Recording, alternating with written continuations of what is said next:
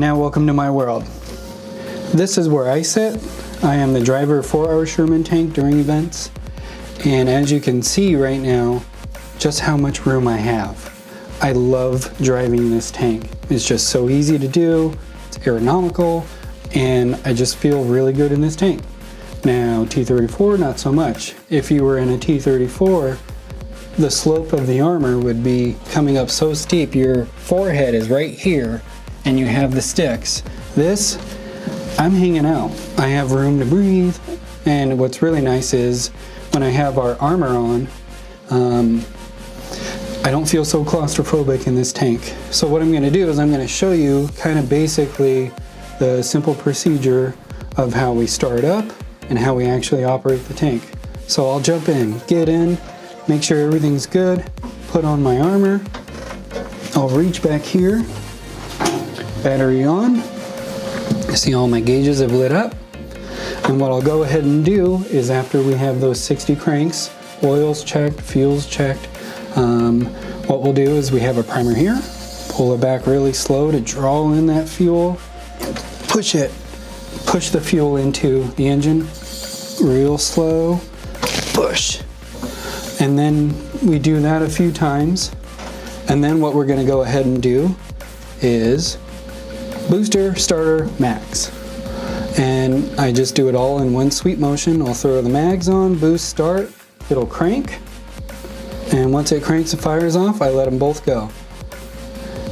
And what I'll do after that is once it starts firing up and I see my oil pressure starting to get up, I will bring up the engine RPMs and I will turn this dial here, and my engine RPMs will actually go up just a little bit as I'm increasing oil pressure.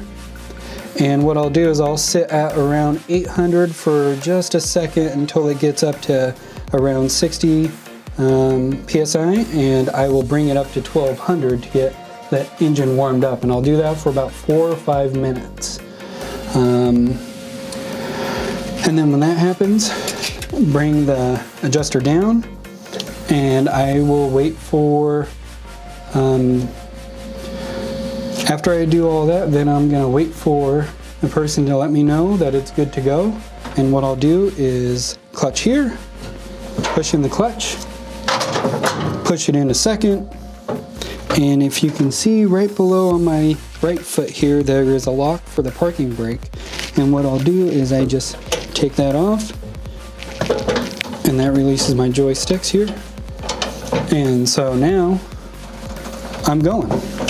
And if I want to turn left, if I want to turn right, and if I want to all stop, if something just like that. These do have a fair amount of tension.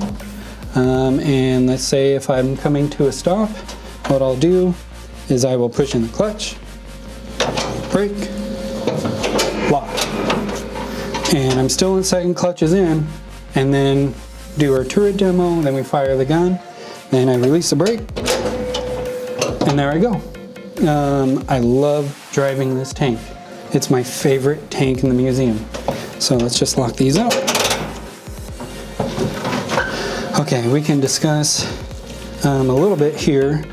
Most people ask, like, how come or why do I only drive in second? Well, we only drive in second because there's only a little bit of an area that we can drive. One of the funnest times that I've ever had in this tank is when I actually drove down the airport in Payne Field to Boeing. And I got all the way up in 5th gear, just hearing that engine howl and me driving full speed right behind a Corsair who was also going down the taxiway. It was probably one of the most funnest times I've ever been in a tank. Okay, so we have started up, we've driven around our tank course a few times, now we need to fire. In the driver's position, what I'll go ahead and do is park, brake lock, and I will shut my hatch. So now that hatch is shut, everything's good. My most number one concern is the turret basket. When he powers up and they actually operate the turret, this whole basket moves and it does not forgive. So what I do is I pretty much hug the joysticks here, or the sticks, while that is turning, just so I don't get caught. That's another kind of safety point that I wanted to talk about. And that's one of the biggest things about the Sherman, is if this is turning and say the gun was directly over my hatch, I could not get out. We've just finished with the driver's section. Now let's hop into the turret section.